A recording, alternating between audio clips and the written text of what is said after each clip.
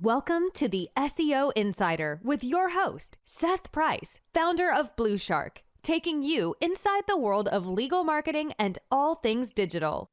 Welcome, everyone. We are thrilled to be here with Peter Shankman. Peter Shankman, longtime friend. He's the Futurist in residence for both BluShark Digital and Price Benowitz, and a renowned international famous keynote speaker. Welcome, Peter. Thank you. Great to be here, Seth. Well, look, I always get energized when you're around. And the reason I wanted to speak to you is we're sitting here in the middle of this AI boom, which reminds me of the time when we met back in the late 90s, when the internet was at its infancy and you knew it was going places. You didn't know where and how. And in a lot of ways, it was really fascinating because after the dot-com bubble burst, let's say April 2000, January 2001, everything was sort of reset. Amazon crashed, Google was sort of in its infancy. Once all that happened, like we saw, oh, this is technology that's going to be leveraged by eventually big players. The seven pet foods didn't make it.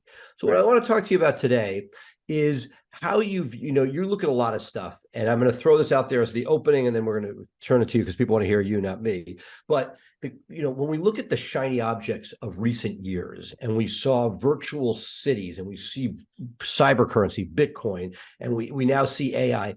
How do you're always ahead of the curve. You're 10 years ahead on each of these things, but how should us lay mortals allocate time and resources to maximize sort of return, given that not all of these are going to be economic booms for everyone? Well, I mean, I think there's several questions in there, right? The first question is, how do you know what's going to be big? How do you know what's going to blow up? How do you know what's going to be important? And I think that is a lot of trial and error, but there are ways to make that less error and more beneficial to you. A lot of it is legwork. To give you an example, both my parents were public school teachers for 30 years and then NYU professors for 20. And they know just tens of thousands of kids, right? Who they have seen go from junior high all the way up through their PhDs. And my parents have been around for them always. So what I do is I always ask them every 3 or 4 months or 6 months or so to give me the names of 10 of their students, ranging from youngers, sometimes it's the kids of kids they taught, all the way up to kids in their 30s, adults now in their 30s and 40s. And I reach out to all of them and I was like, hey, I'm Mr. Shankman's son. They were your teachers. Can I invite you to a lunch I'm throwing one day, Saturday next month for, 2 hours? And they're like, sure. I'm like, I just want to listen to you talk. And I invite, maybe 20 kids, adults, maybe 10, 15 will show up. And I take over a pizza place. It's a pizza place a couple of blocks away called Claudio's. I take over Claudio's for like 2 hours. And they all show up. And I sit them down and I'm like, hi, my name's Peter. Here's the menus. Order whatever you'd like. Talk to each other. Talk to me. Whatever you want to do. Do whatever you want to do. I just want to watch. And while some might think that's some setup to some really weird, kinky stuff, it's actually not. What I'm doing is I am watching them. I'm watching them on their phones. I'm watching what they say to each other. I'm learning from people who are not of my generation. There is a reason that Peter Shankman is my screen name on every single app that exists. There's a reason that I was able to get it long before anyone else knew about it.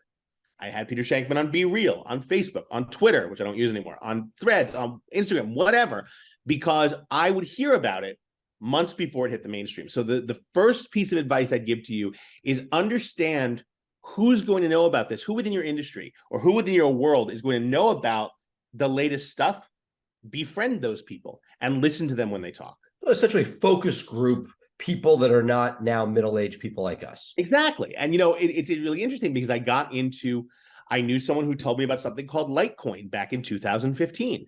And he's been in it since 2012. So I simply mimicked every buy he made.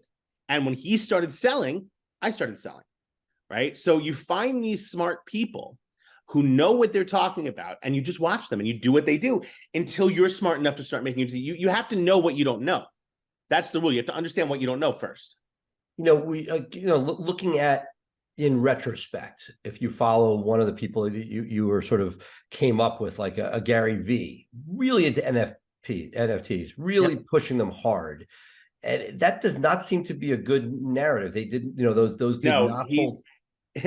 you picked a really interesting subject. He's too far down the rabbit hole. He can't get out right now. He has a lot of money invested in Web3 and can't just sort of walk away from it. He pulled the Zuckerberg in that regard, and he put a ton of money into NFTs at restaurants, physical properties, all that kind of stuff. I put some money in NFTs, but not enough where I'd have to stick around if it went bad. I bought some virtual Spider-Man.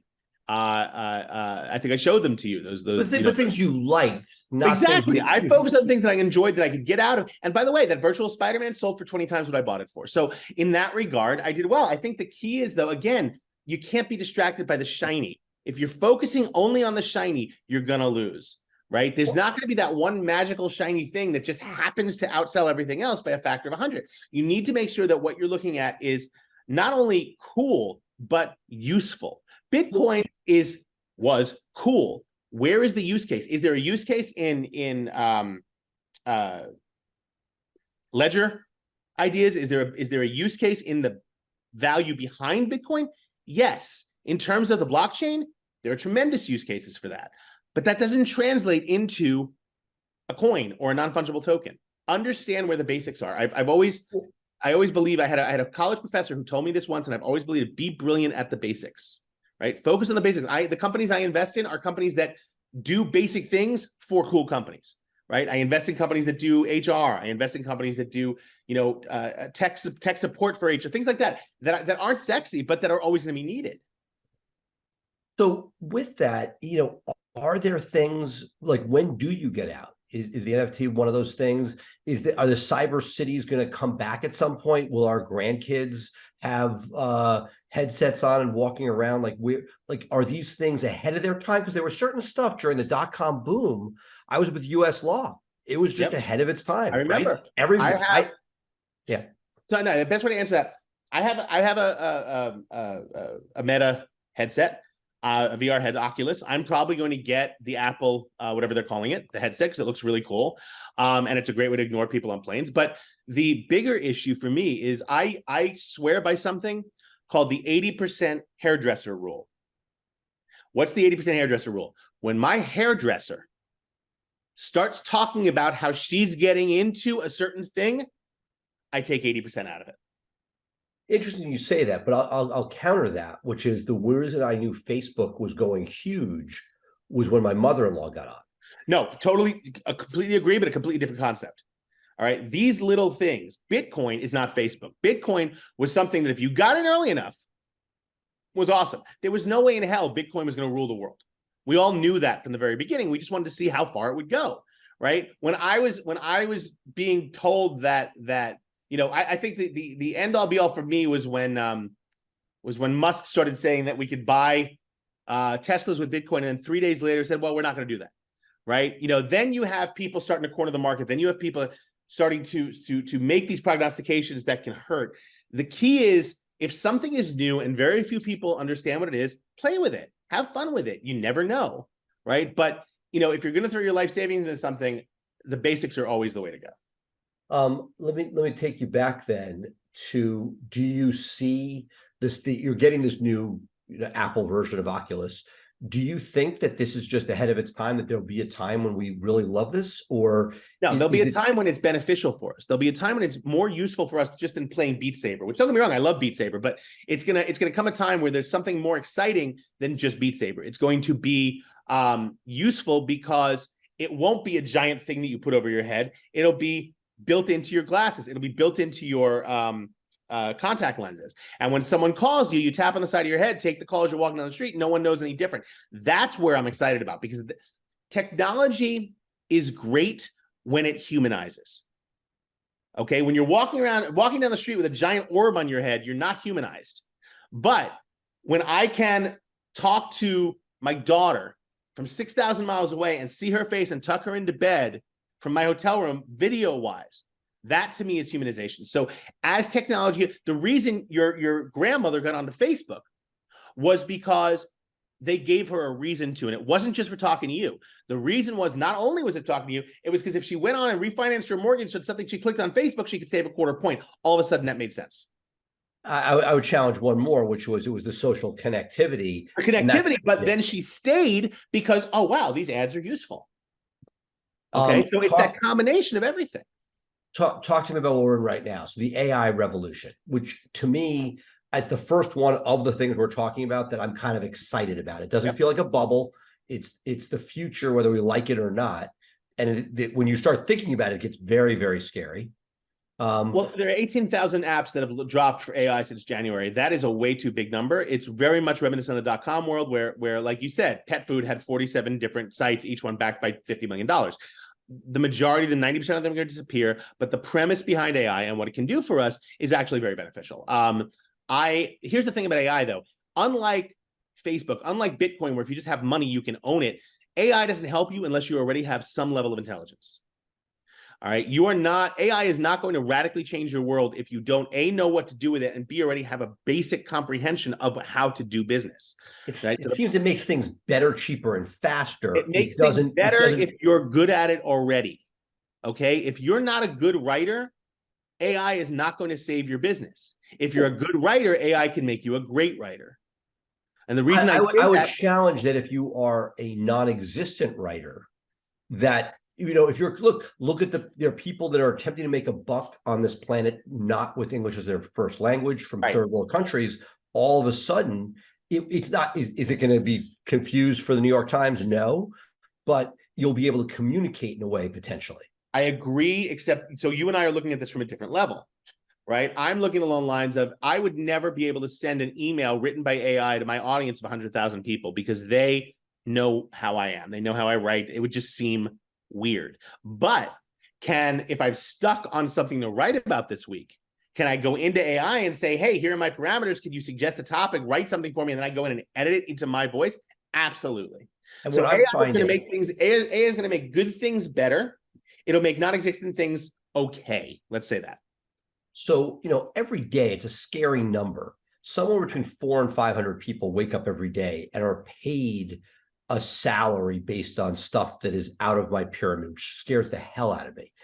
But that said, there are a lot of pieces of that communication that I see. And again, your world, which is you get to think about this, you're the smartest guy in the room because you have one amazing assistant and have not all these people that you have to deal with. But the stuff that I am looking at, historically, we have been so bad at things like employee manuals, things like that, policies and procedures that are partially formalities, but partially important parts as you grow businesses. And what I'm loving about AI is for stuff that you don't care if it's plagiarized or not. It can do, and I say that with love, that, if there are things that for you, the reason that you make a living is you say things that other people haven't thought of. You're ahead of the curve. You're our futurist, right?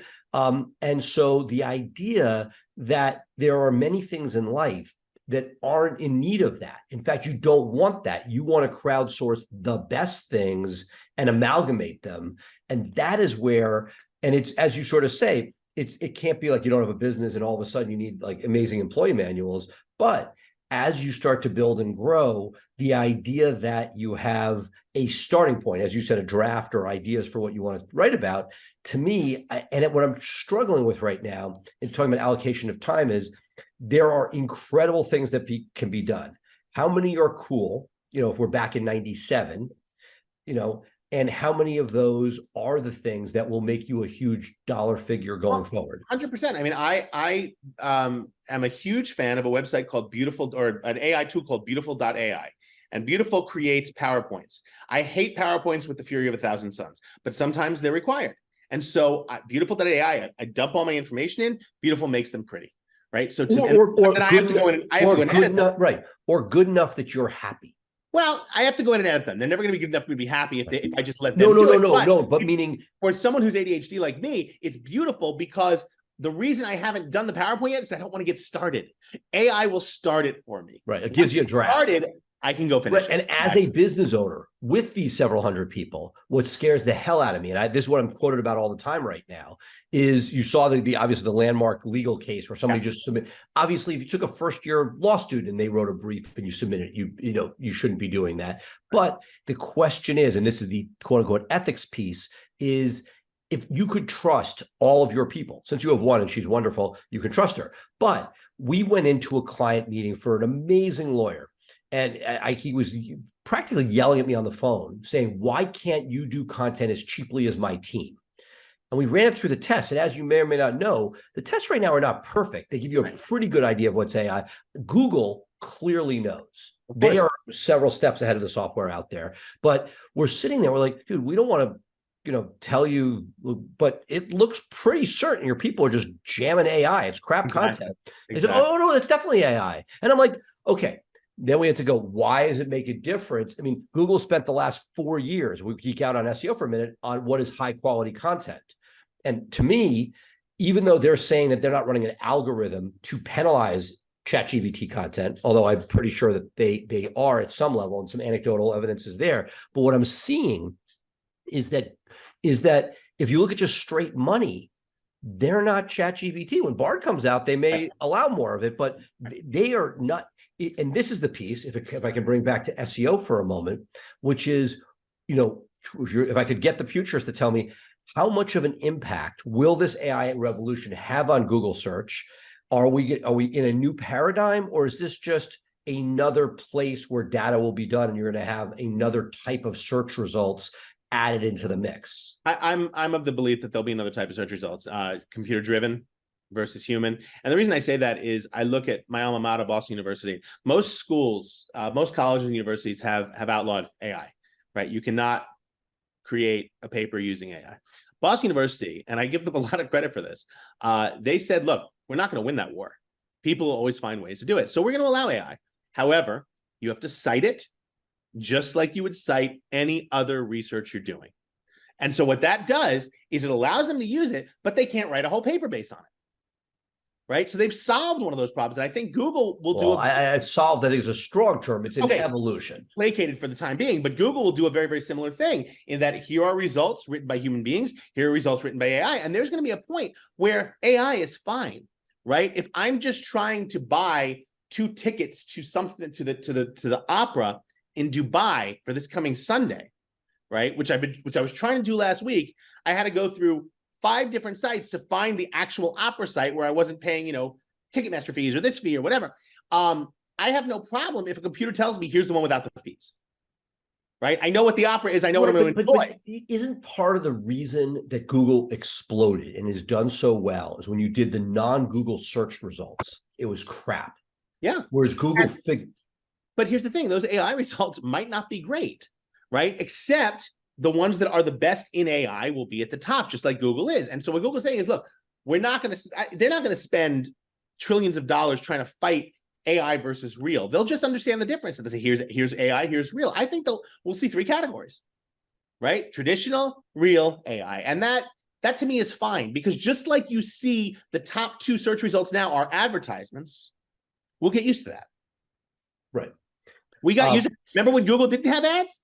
Remember when Google's top first 2 results were not ads? Well, and oh my God, how am I going to get confused? Then it was 3, then it was 4, then it was paid, and organic, 9th, 10th spot sometimes. It's crazy. So, God forbid they put AI before it. You maybe be like 14th. So talk to me as we wrap up, since we do have Peter and we have a very short attention span. I've only had one real divergent from the conversation. I consider that a victory. That's a big deal. I think it's usually the over under about 7 if Vegas had odds on it. But to conclude, while I still have you, so these are the things we talked about, some of the shiny objects. We're talking about AI. What else is out there that you're tinkering around with that, like, hey, this is pretty cool. I don't know where it's going, but I'm starting to play with it. So I look at what my daughter does a lot for inspiration. She's 10 years old and she loves Roblox, right? I started investigating Roblox. I'm not saying go to Roblox, but the premise behind Roblox is that anyone can create a game. If it becomes popular, you get 30% of whatever the kids spend on it, right? And they buy their Robux. And not a goddamn day goes by where my daughter doesn't ask me for Robux. So there's something to be said there for not recreating the wheel, the same way that eBay stopped you from having to build a store, right? So the question becomes, look for the things that are already there. What can you add on to them, right? What can you build onto them? I know a guy who used to work in finance. He used to be at, I want to say Morgan Stanley, Oppenheimer, one of the big ones, who said, you know what, screw this. I want to be outside more. And he launched an Amazon last mile delivery service under Amazon. Guy has like 30 guys working for him now, has 25 trucks, making a fortune. Right? He sits at home, he does logistics all the time. So, there's going to be a lot of stuff that's being made from the things that are already starting to exist. In 15 years, when self-driving cars actually become a real thing, I don't think it's going to be Tesla, but when self-driving cars become universal and become as good as Johnny Cab from Total Recall, then we're going to have to look at we have to reevaluate insurance industries. We have to reevaluate organ donation. Where are you going to get your organs from if you're not having crashes anymore? Right? So those kind of things, 3D printed organs. There's a lot of things that we can look down the road to see. So I think keep your eyes open in terms of that. It's not the basics. If you told me, 20 years ago, I'd be sitting in my apartment, and when I wasn't business traveling, I'd be doing webinars on technology that doesn't exist yet. Thought you were crazy. I'll end it with this. There is always room for improvement. And here's what I mean by that. Being ADHD, you know this story. I have two sides to my closet. One says office/travel, and it's t-shirts and jeans. The other says speaking/TV, and it's button-down shirts, jackets, and jeans, right? The problem I have is that when I leave the house to give a speech, I know button-down shirt, jacket, and jeans. But when I'm sitting at home, my first instinct is to go into a t-shirt and jeans until, oh crap, I have a Zoom interview with Seth, and I'm wearing a t-shirt. This is horrible. Someone reached out to me after reading my book and said, hey, I'm starting a company with a product. I think I'm selling one product in 5 different designs. I think you might love it. I said, what is it? She sent it to me. This is a t-shirt. Is this not the greatest thing you've ever seen? This is literally a t-shirt that looks like you had no idea. And has the t-shirt been on CNN? It will be. It's been on MSNBC. I wore it last week and no one noticed. This is brilliant. This is how we have to be thinking for the next 10 years.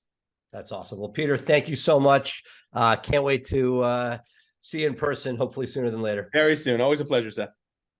Thank you for tuning in to the SEO Insider with Seth Price. Be sure to check back next week for fresh insights into building your brand's online presence. Episodes are available to stream directly on BluShark Digital's website.